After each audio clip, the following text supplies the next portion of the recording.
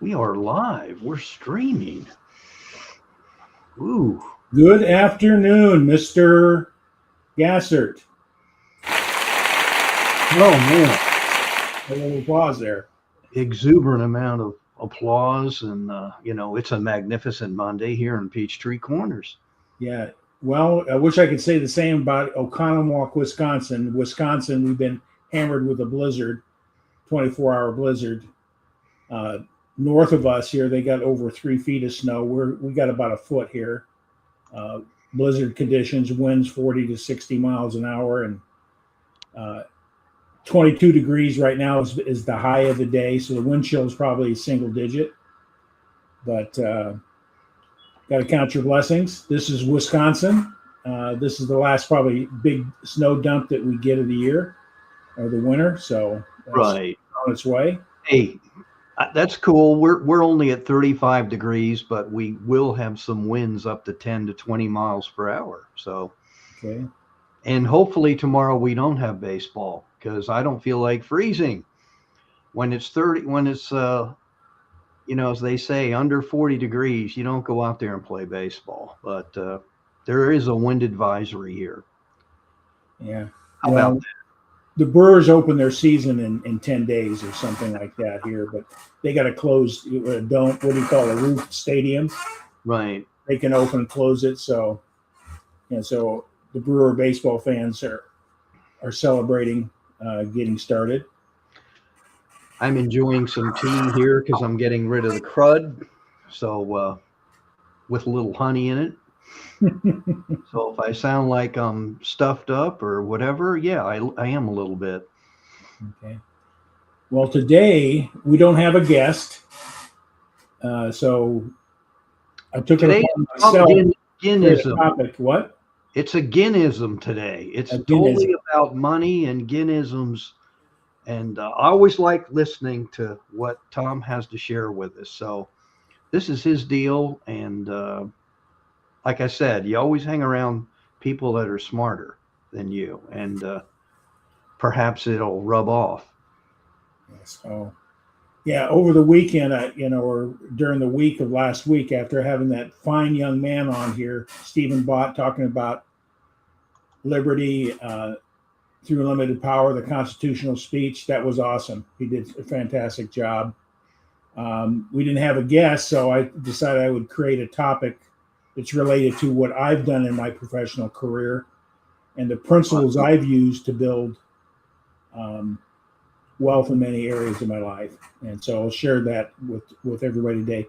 Hopefully there's something out there that I share will cause you to perk up your ears, take action, and explore what it takes to have wealth in your life. And I'm not just talking about your net worth and your assets and the amount of money you have. It goes beyond that. It goes how you look at the world, your health, all those things. So right. I'll be covering how I learned some of the stuff, how I've applied it, and how it's got myself and my family, Kathy, to where we are. Those blessings on the financial side, because you can't do it by yourself. In my opinion, you do it with a cause and a purpose and that type of thing. Do we have anybody on there? It looks like not yet. This is the subject, as you've often said, Tom. Some people just don't like talking about it. They're comfortable about talking about money, which I find amusing because we do need capital to keep things moving forward in our lives. Yeah. So let's see if anybody says hi to us or somebody else who looks like they might have. That was me. That was you. Okay. All right. I see that. Streaming. Okay. Anybody that wants to learn how to do this and get a $10 discount. Well, I'm going to bring up my presentation and right. Absolutely. So here we go, my friend. How's that look? That's perfect. Outstanding. Basically, what is wealth? And the first thing that comes to people's mind is money, assets, belongings, that type of thing. But it's not really what you think. It is.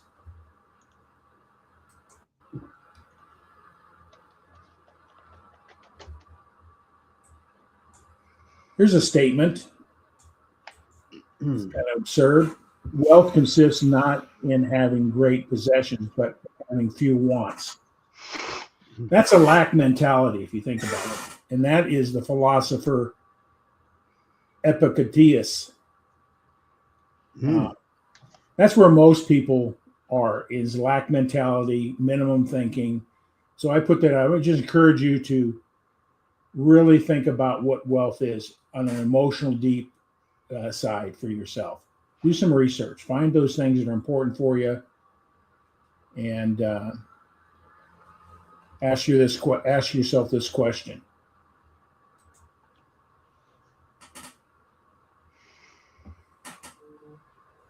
That's a good question to ask yourself.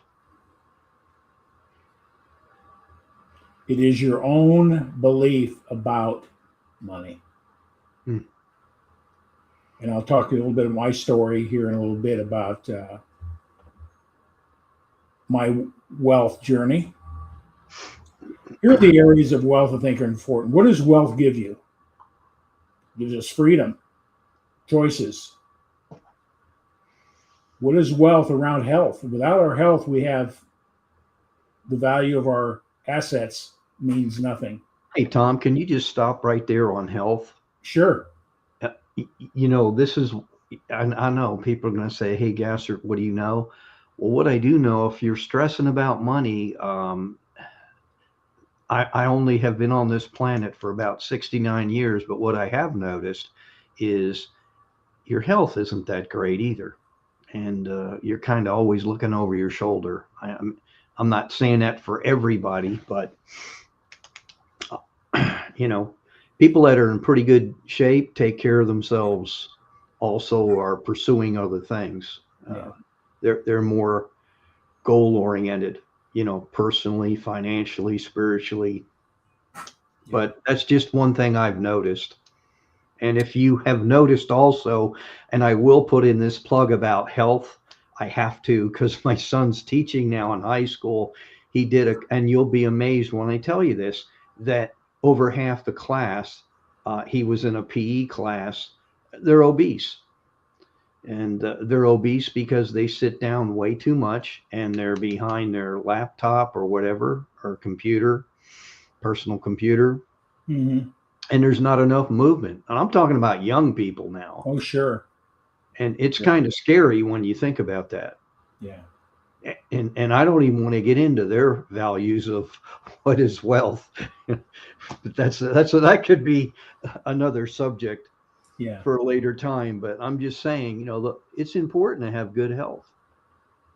And something I think is really important to health is that finances and financial issues, negative, create stress. And stress is number one cause of chronic illness. Right. So you can do a correlation of your health based on your finances. How do you deal with the stress of having money problems, debt, losing a job, whatever the case may be? The stresses of money can affect your health. So if you can eliminate financial issues and move them to positive, just your mindset, just alone, can create a positive impact on your health, which leads to personal happiness. What are you doing to create joy and happiness in your life? It's not just the money you have and going on vacations. What are some of the other things that are important to you? Your values, your faith, relationships, doing those things that you're making an impact in your community, whatever the case may be. What brings you happiness is so important in the wealth building strategy. These are all wealth principles. If you have assets, it gives you options. Having good health. Hey, Tom, can you just stop there and Sure. define? I know since you've been through the Proctor curriculum, what are some assets that you could share with people that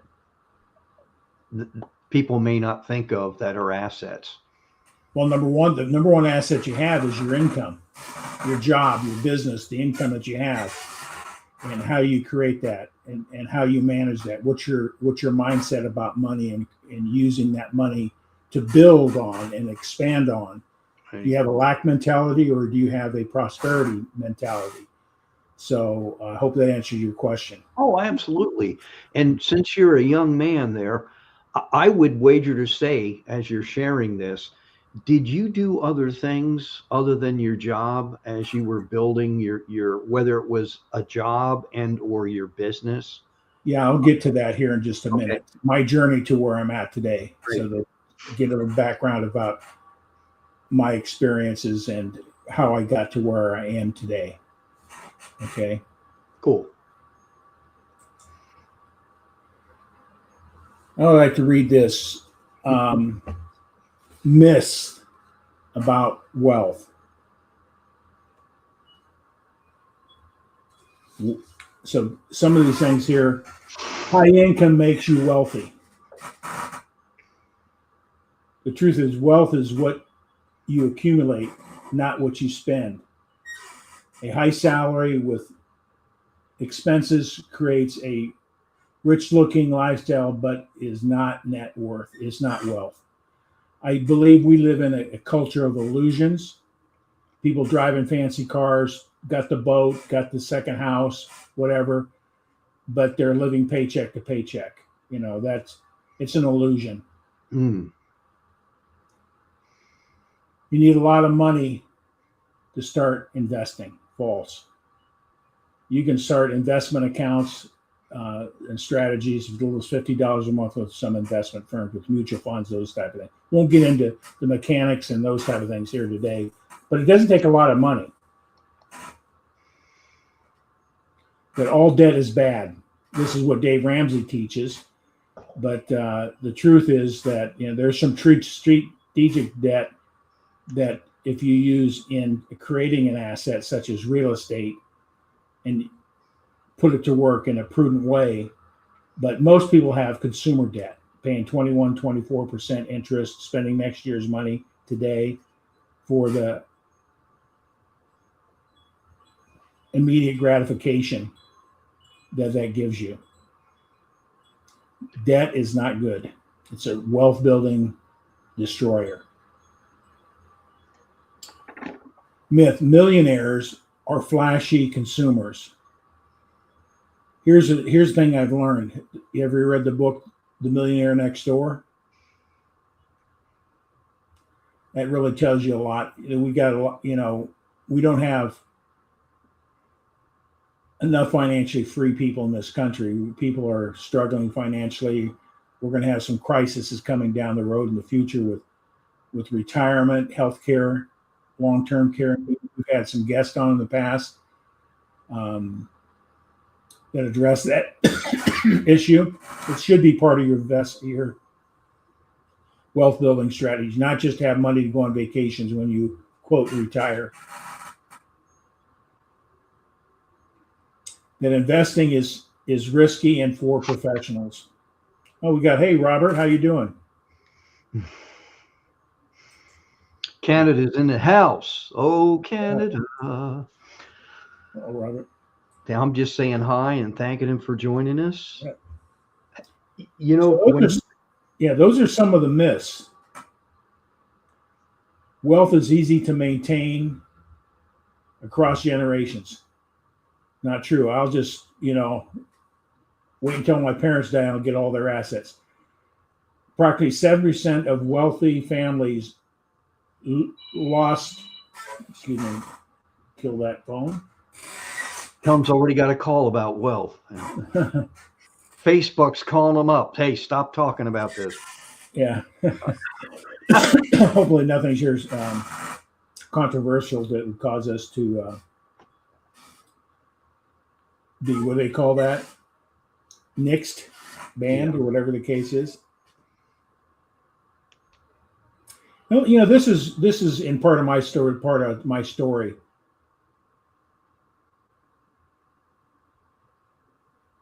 That you're too old to start. It's never too late.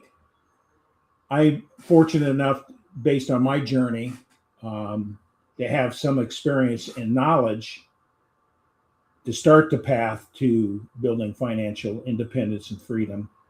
But I hit a wall, and that wall was my belief system around money, wealth, and accumulation, and worthiness around having money. And I cracked that shell when I was introduced to Bob Proctor. I'll just talk a little bit about myself here for a second. My journey started, my original career was I went to college to become a police officer, and I recognized that wasn't my calling. I admire those that are out there protecting and serving our communities, but that wasn't for me. I'm lucky I found that out early on and stepped on. So I worked in the grocery industry. I worked in distribution, warehousing. I was a Teamster. I was highly involved in the Teamster organization, shop steward, safety committees, contract negotiation team, all those type of things. And I had a path carved out for me to become a business agent in a large Teamster organization in California. But what I saw wasn't what I wanted.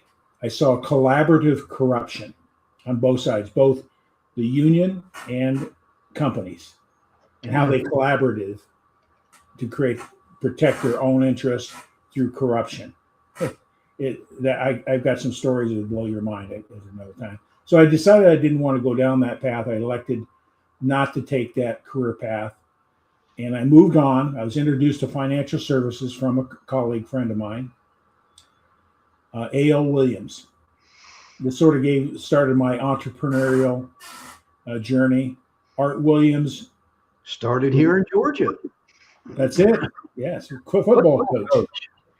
Loved his mentality about attitude and beliefs and get up off the field and hit them again type attitude. But that started my journey of understanding about money. I was disturbed. That was one of the reasons I learned about buy term and invest the difference. And I looked at the financial services products I had and how I was being taken advantage of. So I decided I became a crusader, a purpose and a cause.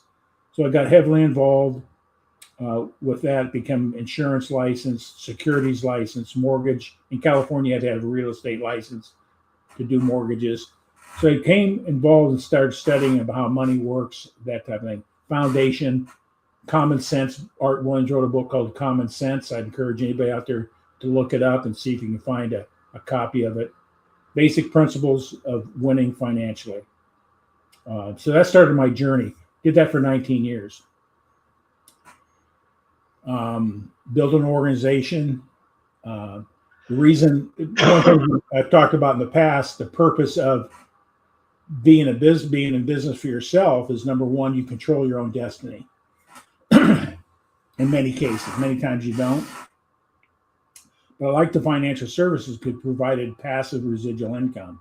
Do the work today, I get paid today. I get paid tomorrow, I get paid next year based on the services I set up for my clients.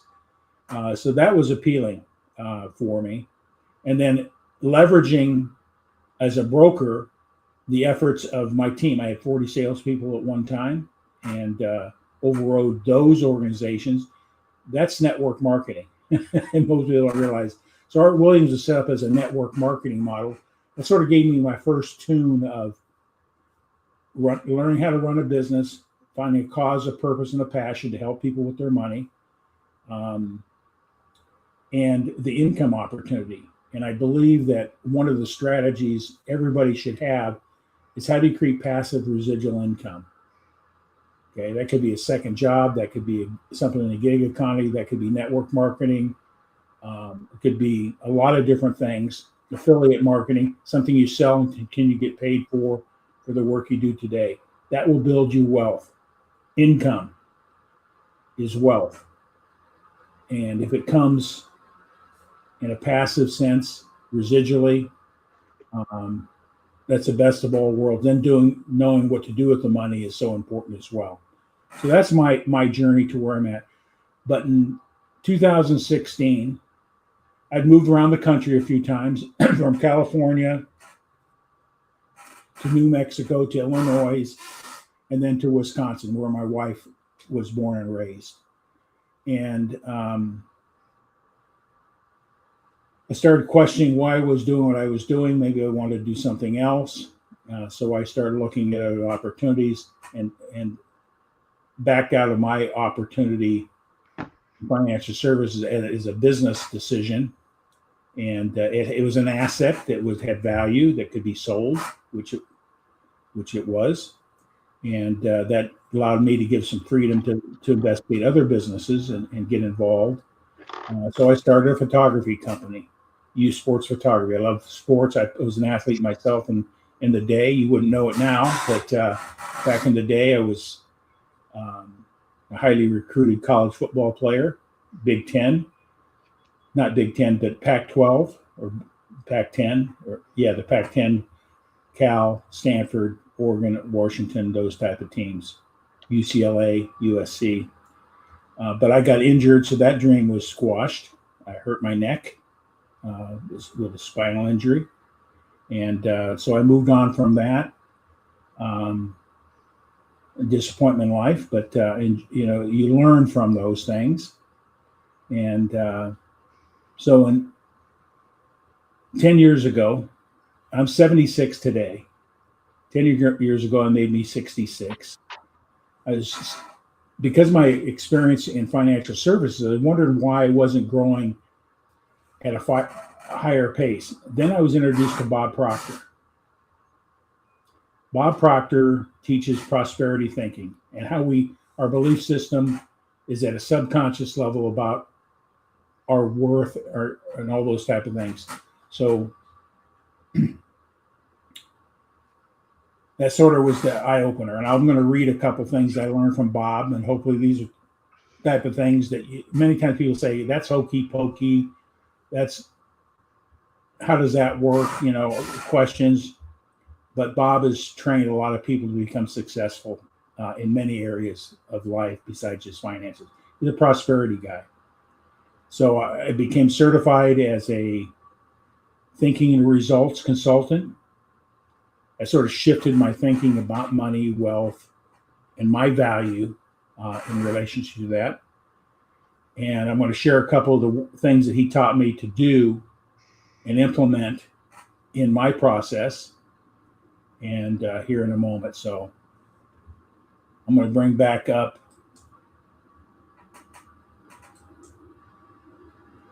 one of the things he taught. He says, most times people say they write a goal. I want to have $1 million in 6 months or 60 years or whatever the case may be.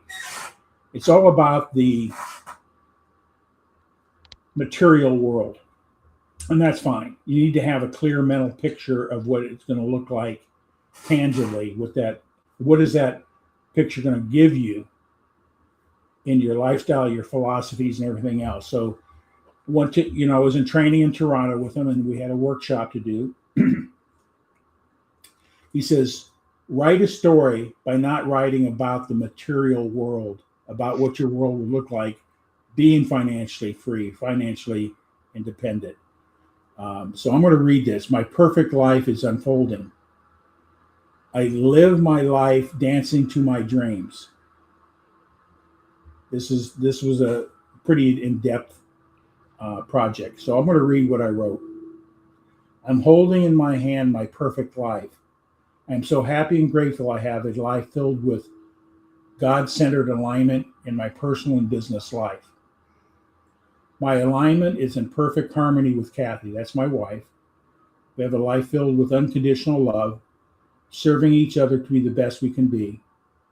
We are a perfect image of God. I'm living my life as an expansion of love, gratitude, and giving. I'm a sought-after transformative speaker, teacher, coach, and mentor. I'm speaking to countless audience, all eagerly wanting to know how to become the best version of themselves, personally and financially. This I haven't done yet, but it's part of my goal in life. I have a book entitled Dancing to Your Dreams. It is a book of my life story and how I transformed the wounded child to a confident, powerful, prosperous, purposeful, and magnificent child of God. I'm dancing to the music of abundance, freedom, and joy with the ease of the wind and the flow of a stream, with the roar of the California North Coast waves. Vibrant enthusiasm radiates in it all I do. I'm dancing to my own uniqueness and I'm inspiring the world around me to learn a new life dance. I have a life filled with abundance of resources from the manta of God. I'm dancing on the north coast of the rhythms of the waves. Oh, the ocean inspires me. It mirrors my potential greatness and power within. Let my dance crash on the shore with a roar of joy and happiness. Oh, I hear it now. Can you hear it? Oh, I do. I have an abundant life, giving freely of my resources of time, talent, and money. The God power within me replenishes all the internal energy, like the tides ebb and flow, never ceasing. The roar of the waves like a magnificent symphonic percussion section. It is bold, loud, and perfect rhythm of life. Oh, do you hear it? I do. It beats in my heart and soul. The ocean, it is beautiful to see and hear. Oh, I see the spray of the waves crashing on the shore. The end of the waves on the shore of the waves. Spray rises above the heavens as rainbows, representing the beauty of our Creator. I'm so happy and grateful for my love of my life, Kathleen. She's a radiant, loving partner in my life's journey and dance. My love, may I have a dance with you. Cool. That goes beyond just some sort of mechanical how to, what to, when to process. If you don't have a stronger why and it doesn't inspire you at an emotional level, you won't accomplish it. So that was the purpose of the exercise. So this is very, what do I call it, intimate, sharing this out there in the world. But these are type of things that Bob taught, that you get emotionally attached to the outcome you want. That freedom of being around the things that you enjoy, the ocean and the greatness, and it demonstrating its power in mirroring you is how I look at the ocean. I love the ocean, being from California. So I encourage anybody out there to listen to this, write a story of what your life's going to look like. How are you going to dance to your dreams? What's that going to look like? Some people thought, at first when I heard that, it sounded kind of hokey pokey, but it took a lot of work. It didn't just happen on a whim. I had to really dive deep into my heart, my thinking, my belief system, and what I really wanted in life. And that's what I came up with. So, well, thank you for letting me share that. So we'll just sort of move along there. Bob was a magnificent teacher. What do you believe and why do you believe what you do about money, wealth, prosperity? Where did you learn these beliefs? Was it the environment that we're in, our culture, our family beliefs? One thing that I learned from Bob when I sat down with him and he's coaching me personally, it came very clear that my relationship with money was learned. My family came from the Depression era, my mom and dad. So life was a struggle. Life is supposed to be a struggle. Money was for, quote, somebody else, not you. That we were meant to struggle. We weren't special enough to have wealth or have assets. So those are subconsciously planted. And that's what I'm going to read some of the things that Bob Proctor inspires people to do to learn. So that was my stumbling block. I didn't have a belief I was worthy of that type of bigger success. And it was my block. Even though I knew what to do, but there was always a block, a subconscious block. Your subconscious controls everything that we do and the decisions we make and how we make them and why we make them. So if you find something that's not serving your end result, that story of the dance, or whatever case may be, you got to do some work on self-evaluation. So that's a good thing. That's an investment. That's an investment that will pay dividends beyond the balance sheet, I would say. Okay. So where did you learn yours? That's a question for everybody out there. Daily affirmations. This is another thing that Bob Proctor talked. So we had a workshop in this coaching, and I think I've read this before, right, Mark? Yes. Yeah, this becomes a little more specific, but there's a key element here. The two most powerful words in the universe is I am. Okay. I'll just read this to everybody here. I'm so happy and grateful now that I'm earning and creating $150,000 per year from multiple sources of income. So it goes back to multiple sources of income, passive income, more than one way to make money. If we only have one way, we're at risk at all times. We could lose our job. The economy could change. There is an abundant supply of people seeking exactly what I have to offer. You have to believe that people are seeking what you have. We are being brought together by one mind. I am. This is a spiritual principle. Bob believed that the universe is controlled by a divinity, God.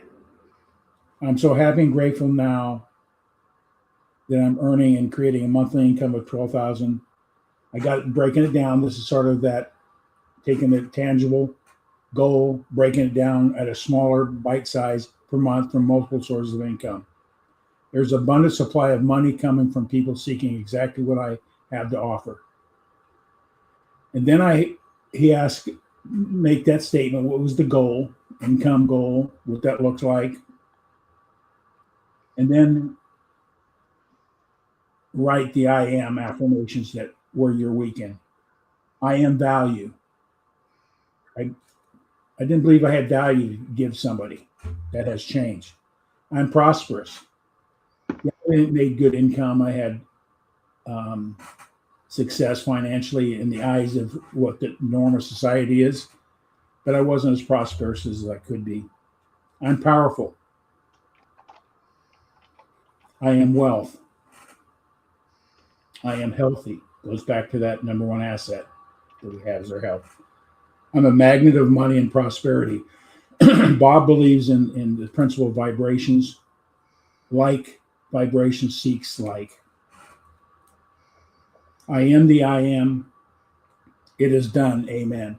So those are two things that put to work, started transforming my belief about myself, my relationship to wealth and what that means. Changed it from, oh God, I want to have X amount, I want $10 million in the bank. I want to have a second or third home. I want to be able to travel the world. Those things are all great and admirable to accomplish, but do they bring you any purpose and meaning? For me, they don't. Can I serve? Who can I serve and serve better? So that's the I am principle. Got some comments over here, but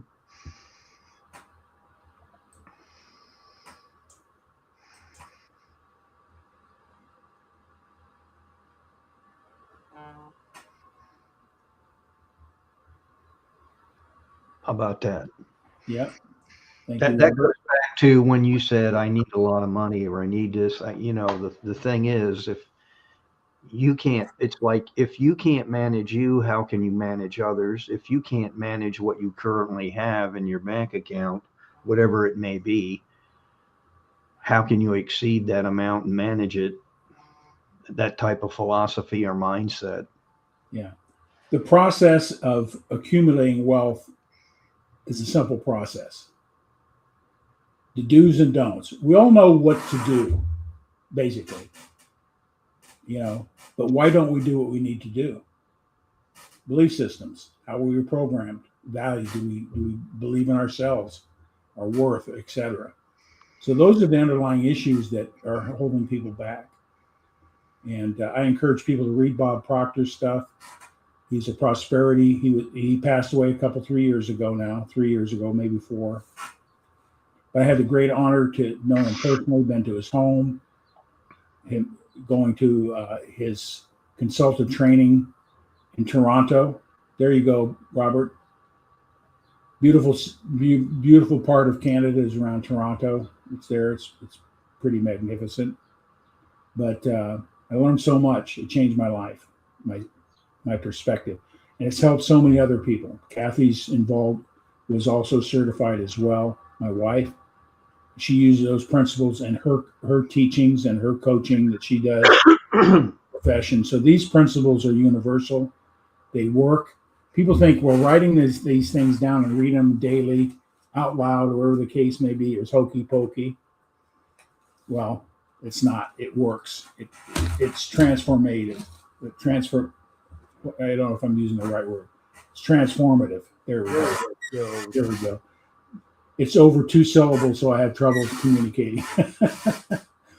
So that was, and I encourage everybody to get his book. You're going to be able to get a copy of this book and a download on my website, a PDF book, You Were Born Rich. And Bob talks about a lot of these principles, his struggles, things he went through. A lot of people think, well, gee, he never struggled. Heck, Bob had a real big problem early on in his career. And it's through his study of Napoleon Hill and other people and the thinking around money and being able to articulate and put it in his own life, and then be able to teach people those principles through his own experience, got him to where he wanted to be. So I just thought I'd share that. Get the book, download it on my website.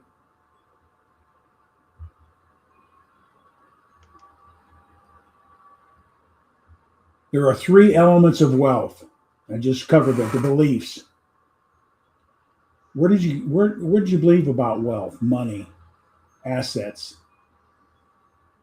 Mark, you want to make comments?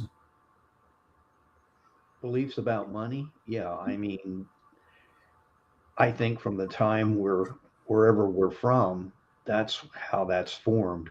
Yeah. As you're growing up, and that's the great struggle. Because that's what came from your parents, their particular situations, and you got to learn to work through that. Yeah. And I think it's a struggle for everyone out there on the planet if you want to be face up about it. Can I share something with Mark? You're in sales, right? And Absolutely. you sell to companies. Mm-hmm. Process to help their people become better and become better salespeople, et cetera, right? Correct. What I found out, and this is looking retrospective on my own life, as well as those that I recruited into financial services. If you don't have a good sense about your value and your relationship with money, you can't ask for other people's money. Oh, gee, I'm broke. I'm going to ask this guy to spend $10,000 on this. It's that subconscious talking to you. You got to have it. It's an internal vibration that brings the results to you. I found that out through many of the people I recruited, is their relationship with it. They got into financial services, the opportunity, they saw something that would give them an opportunity to make some money, residual passive income, the hype that's around all that, and they wanted to change their lives. Right. But ultimately, they didn't have a strong belief system about money and their relationship with money, and they couldn't ask for the sale. They couldn't close it. They do all the processes, right, Mark? Step A, B, and C. Right. All their closing questions, et cetera, overcoming objections. But ultimately, the person you're communicating with can sense your vibration and your belief system. It doesn't say flash, this guy, blah, blah, blah. They just feel it. And you can't close them. But those people are confident, believe in their value, their worth, to ask for somebody to commit something they work hard for, their income, their money, a check, time, whatever the case may be. You don't have a good relationship with that yourself, you can't close them. Does that make sense, Mark? Oh, absolutely. And some people are afraid to pick up the phone and talk to people. Yeah. And ultimately, they don't have a strong enough why. You Right. know, they don't have a strong enough why. That's an obstacle. They don't have confidence. They don't believe. They know they're going to ask that question for the check at some point. The close, right? Schedule that appointment to find out information. And ultimately, everything has a process in the presentation and sales cycle. You're going to have to eventually ask for a commitment of some sort. Yeah, but it all comes down to your internal belief systems. That comes out. The affirmation, I am value, I am prosperous, I am powerful, I am wealth, I am healthy, I'm a magnet of money and prosperity. Those things are so important. When you can internalize that, it comes across differently, Right. to get the results you want.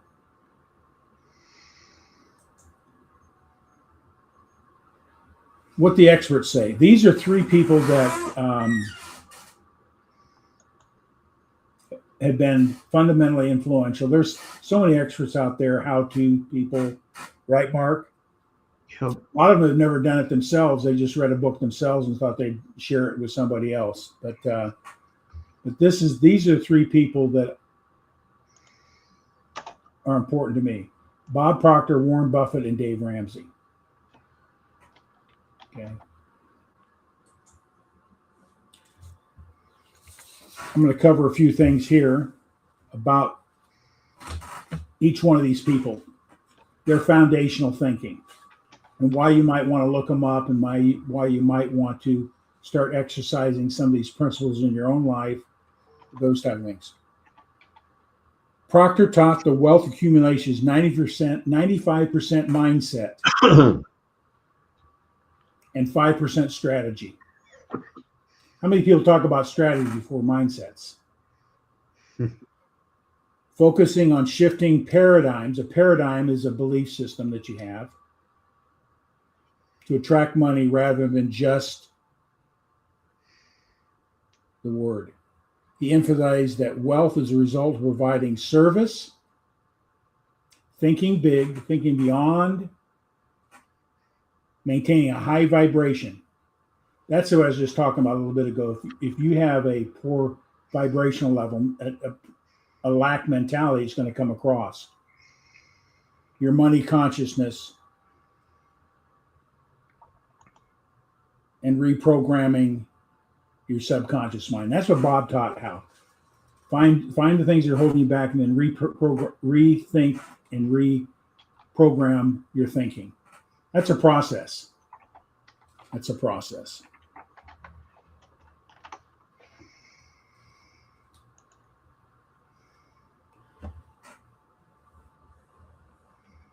His strategy, Proctor often stated, you don't get rich by doing certain things. You get rich by doing things a certain way. A certain way.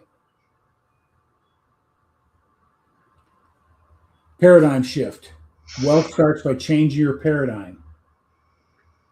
Deeply embedded the subconscious beliefs about money. If you don't change the belief system, your results will not change. Through thought. He taught that everyone is born with the potential to be rich, but must develop a wealth consciousness to often advocating for visualizing wealth, feeling gratitude. He uses, I'm so happy and grateful for. Gratitude is a very powerful word in itself as a vibrational level.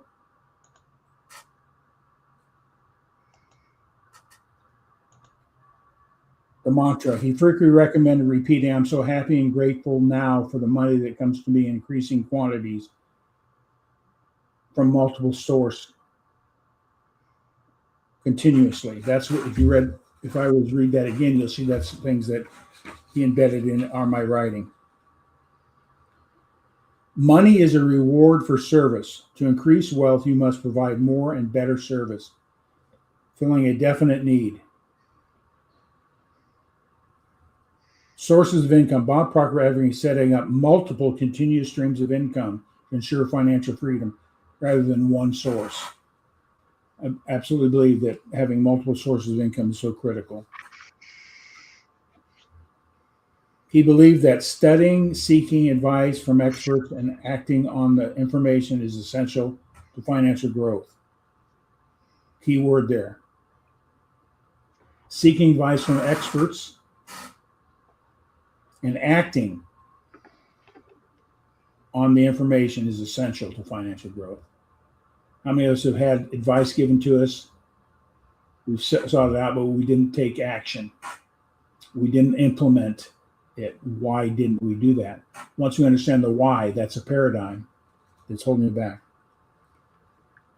The vibration. He taught that you attract what you are in alignment with, encouraging followers to match their energy with wealth. And notably in his book, You Were Born Rich, often focus on overcoming limiting beliefs. So I encourage anybody out there, I have a downloadable PDF of his book that you can get.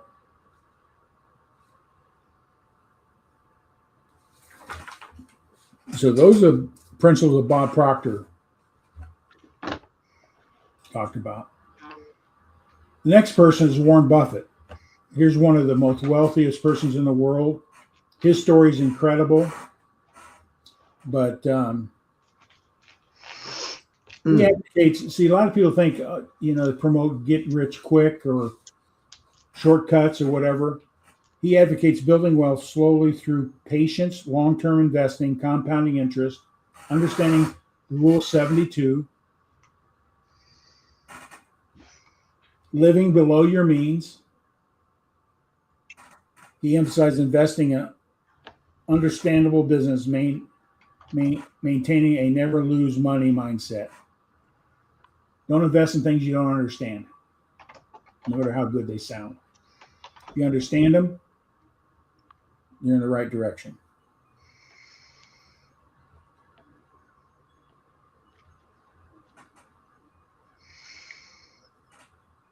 He advises investing in as early as possible, suggesting that saving is a lifelong habitual behavior rather than a one-time act. Okay.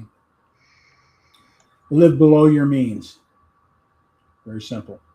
Don't spend what you don't have. Set priorities. I'll talk a little bit about Ramsey and how he helped to do that. Never lose money. His primary role is to avoid losses, and losing money severely disrupts the compound growth of capital. So he's very good on become a student of investing. Just don't take somebody else's worth. I do have a financial advisor and a person that handles my investments that has access to resources I don't. Okay. But I've learned some basic principles to understand what I'm investing and why I'm investing, how it works, what industries they are.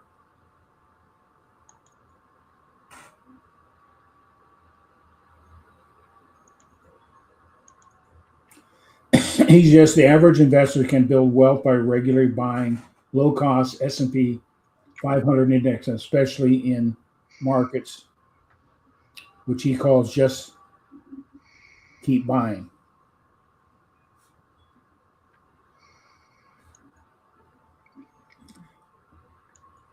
While he is an expert in accumulation, Buffett was noted that the true wealth is not measured by money, but rather in relationships and kindness. So when you see somebody like Warren Buffett, he had a deeper side than just, hey, this is the type of company, how to do the evaluation, this is how to invest in it. This could be he had an emotional attachment that he wanted to serve as well.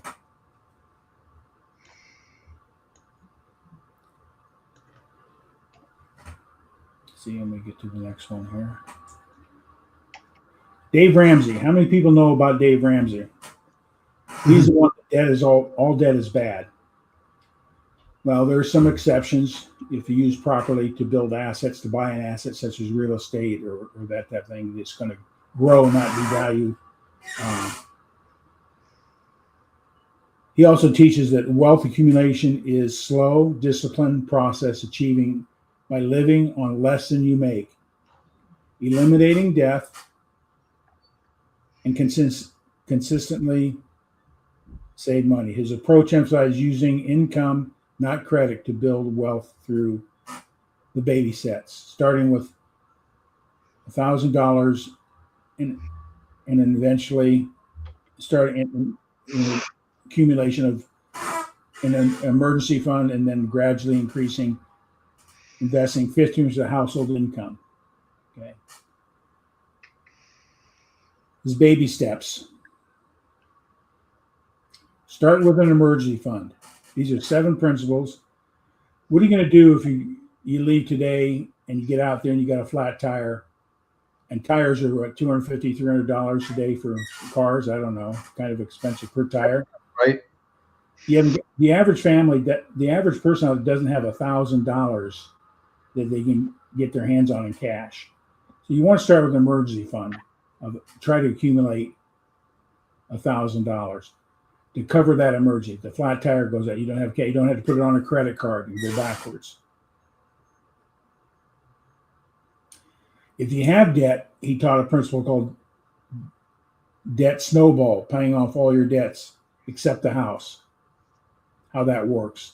How to do it systematically within a budget.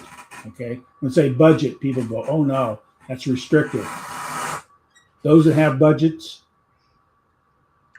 stay true, non-negotiable items in their budget, they win financially. Eventually getting 3 to 6 months of emergency fund expenses. What if you lost your job? Could you make it? My goal was to have more than that. I've accomplished that. Based on my income, my needs, and my expenses, I have no debt. I did have debt at one time. I had a car payment. My wife had a car payment. I had credit card debts, blah, blah, blah. I did a lot of stupid things that I knew better, and I did them.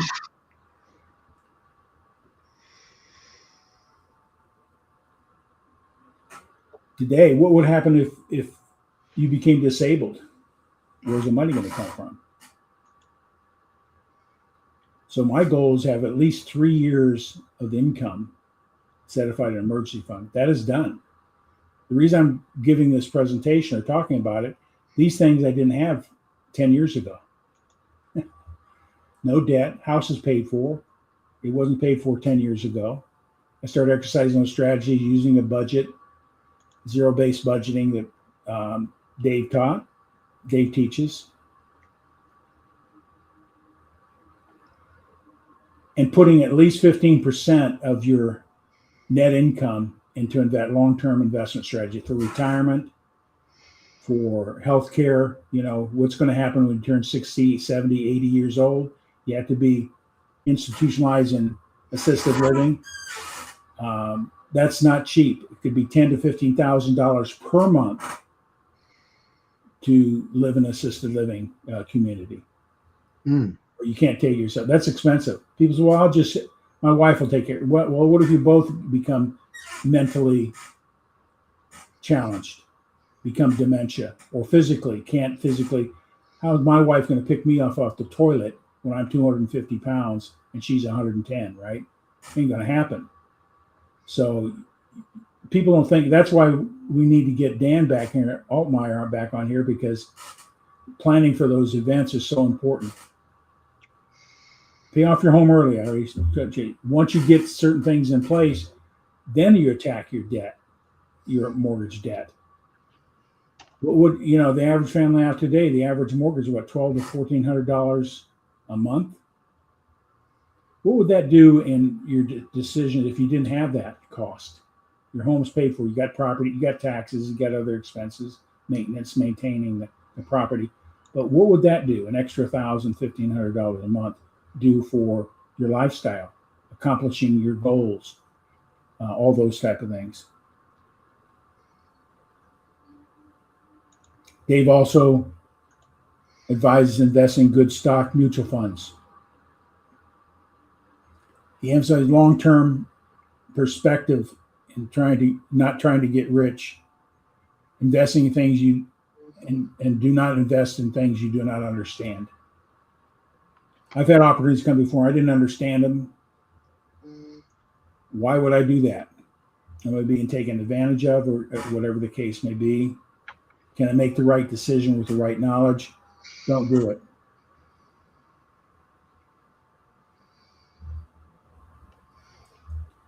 Here's a big one. 93% of millionaires, people have a net worth of over $1 million or more. That's net worth. That's assets less liabilities. That's your net worth. Created a budget. There's the simplest one to do is the 50-30-20 rule. You take 50% live within 50% of your living expenses are net on your net income. Don't exceed it. That's your rent, your utilities, your food, your car insurance, all those things. Whatever it's costing you a month should not exceed 50% of your net income.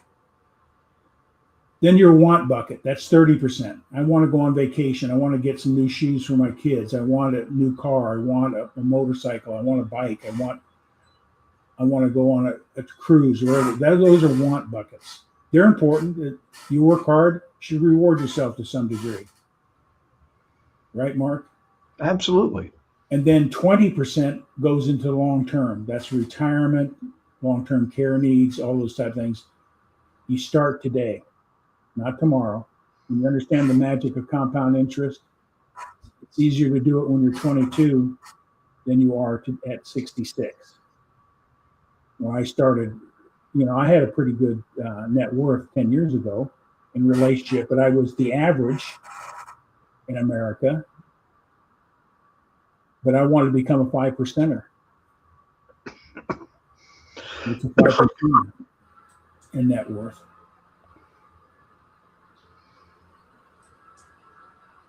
The goal is to become a 5%er in America.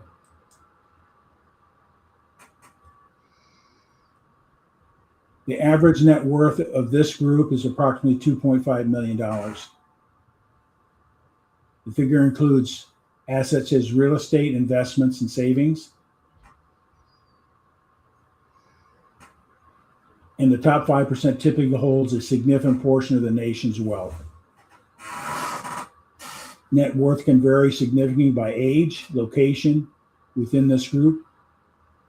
Economic factors and market conditions can influence these averages over time. That was my goal. If I could get to that 5%, what would that average of 2.5 million or better, what would that look like? How much time would that give me in my retirement strategies? And guess what? I got advice. I implemented the processes of having a budget, getting out of debt, doing things Dave Ramsey taught. Started utilizing those principles with Warren Buffett, learning how to invest, where to invest. At some point, it became more complicated than I could understand, so I have a fiduciary investment advisor that handles all my investments. And thank God, he's done well for us. So trust, but that only came because I had some experience. I got to a point where that made a lot of sense. We set out our goals, our investment tolerances, our risk factors, and he's done a fabulous job in a crazy world that's going on out there, going forward financially. But it isn't just because of him. It's because Bob Proctor, the mindset, understanding the power of the I am, changing your belief systems, changing your paradigms, and then implementing a strategy. And zero-based budgeting is what Dave Ramsey teaches. You'll be able to get a copy of that spreadsheet, worksheet. You put your income in, and it breaks down all the categories, making recommended what percentage you should have in each one of those categories. You put those expenses in. It causes you to really look deep in where your money goes. If you have surplus, then you start allocating to get out of debt, start saving money, whatever the case. So it's a good tool to see exactly where every dollar you make, it comes in, it's divided up to go someplace and work for you.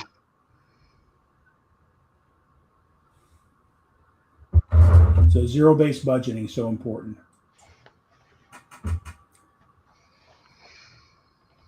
When I say, how did we do it? We would be my wife, Kathy. She has more discipline than me. Okay, a whole lot more discipline.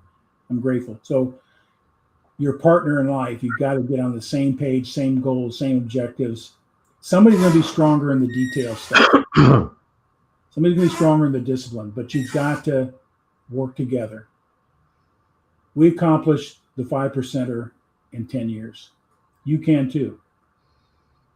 Doesn't make any difference. I was 66. People say you're too old to start that. How are you going to get there?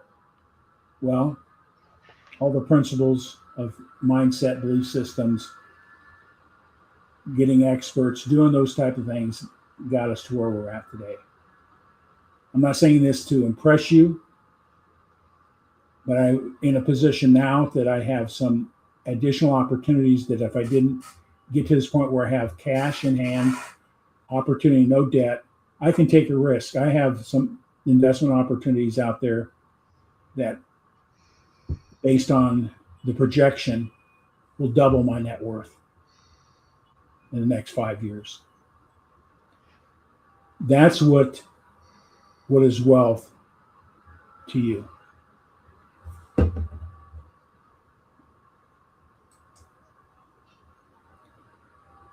The key is it's never too late, no matter what age you are. The earlier you start, the easier it is to meet your long-term objectives.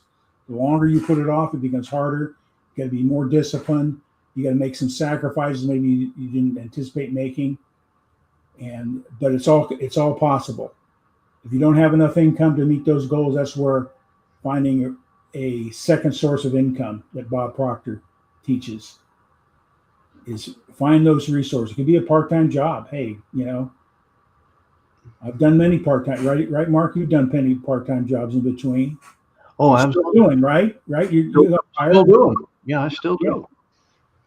Good thing is I like doing it. So that's yeah.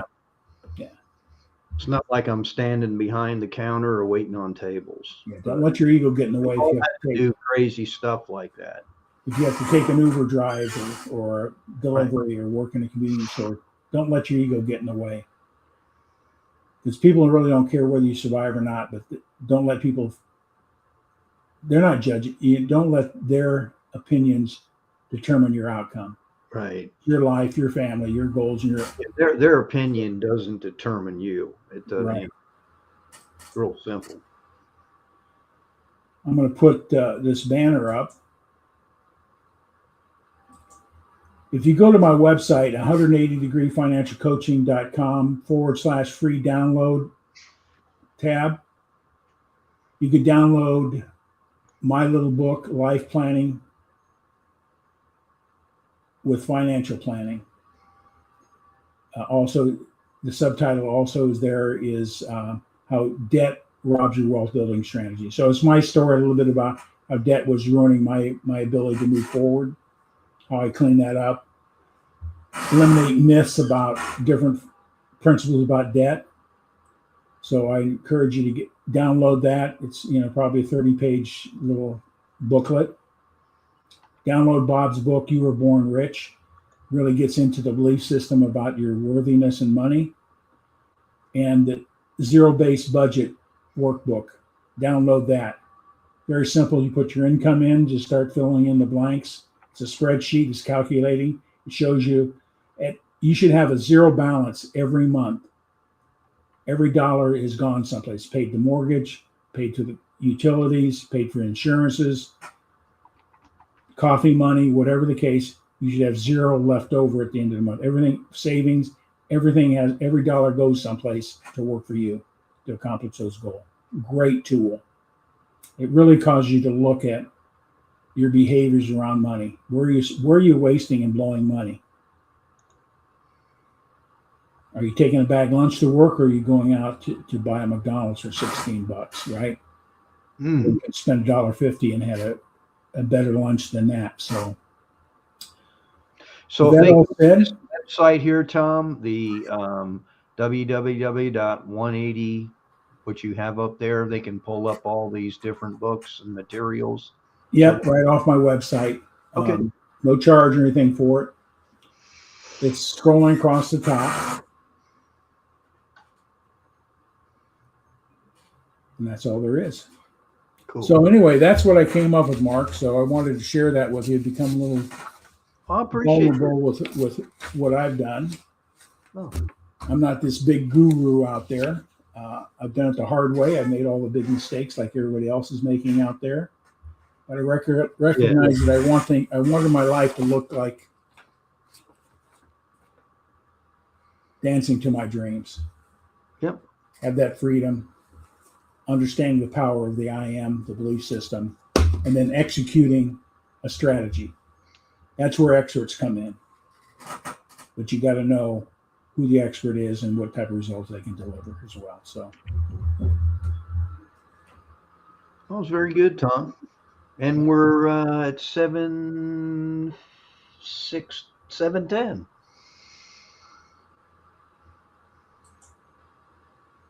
Rule 72. You want to explain what that is to people, Mark? The formula is years double 72 over the interest rate percent, or the time you want it as far as the interest rate percent, 72 over years to double. If you want to give a definition of it, the only thing I remember is the rule of 72 is a quick, simple way, Tom, on an estimate of how long it takes an investment to double at a fixed annual interest rate. Yeah. For example, you have the rule of 72, you have a 10% return on your investment. It'd be 7.2 years that money would double, that one lump sum. And the compounding effect, how money really works. Every interest rate or every partial point of an interest rate has a tremendous compounding effect. So really look at where, do you have a money market at your bank? Shop the market. If you can get a half point here and a point better here or there, do it, because it'll all influence the outcome in the long run. Yep. And if you're short money, diversify your income. And sometimes that means, as much as you don't want to do it, you do something else. Maybe temporarily, for 6 months, you got to hunk it down and take on a second job if you can do it, or do something that on the weekends that you pick up a few dollars. When people want to accomplish something, there's always a sacrifice that has to be paid. And when people hear the word sacrifice, they think it's painful.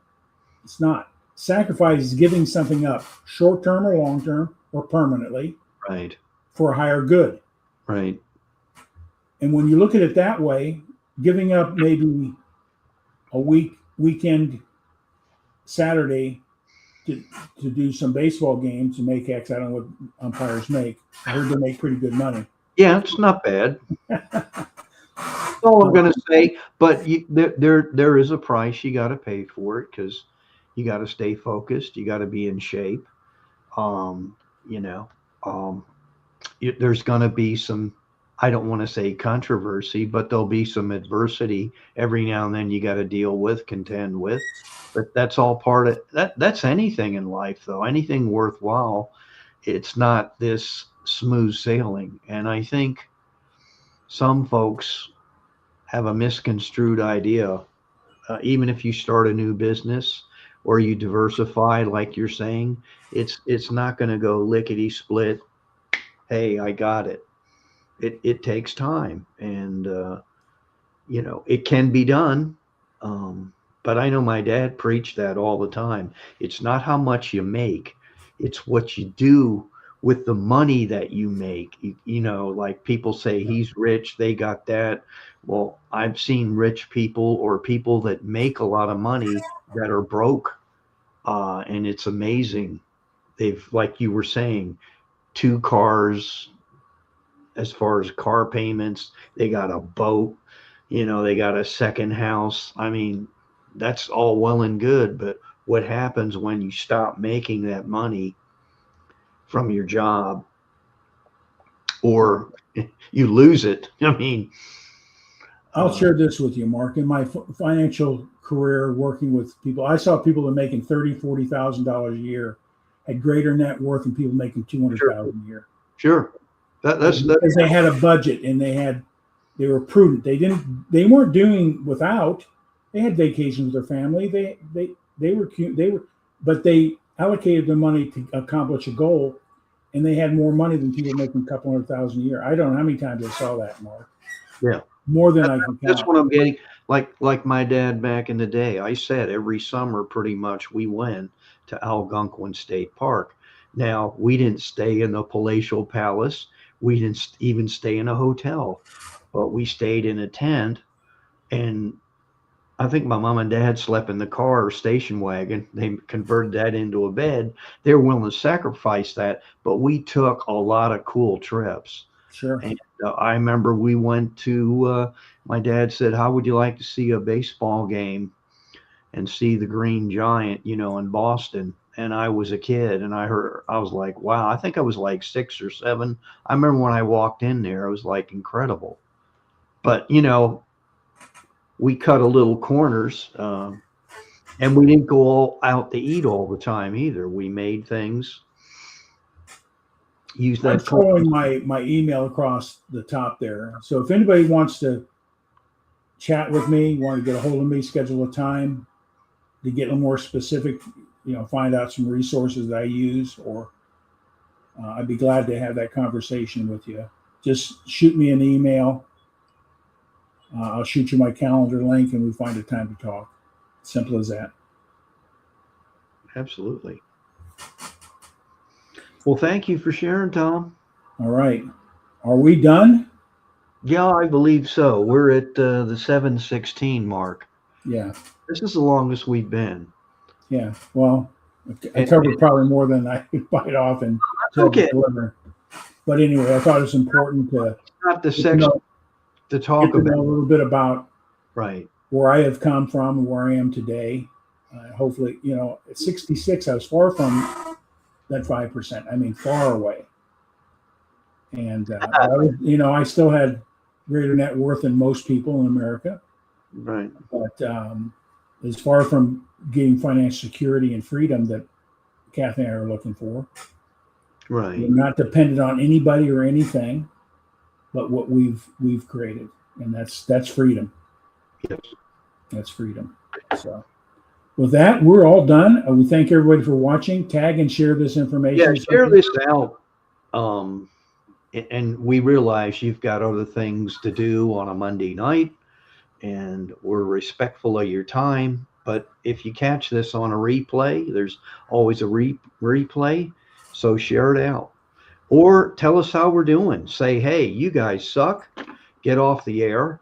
Or, hey, why don't you talk about this or that? And we're open to that. Please tell us what you want us to talk about, man. I'm cool with it. Robert says, thank you. Thank you, Robert, for being here. Share it out. Hopefully you came away with something new today. But with nothing else to be said, we'll end the stream. I get to play with some of the media assets now. Woohoo! Whoops.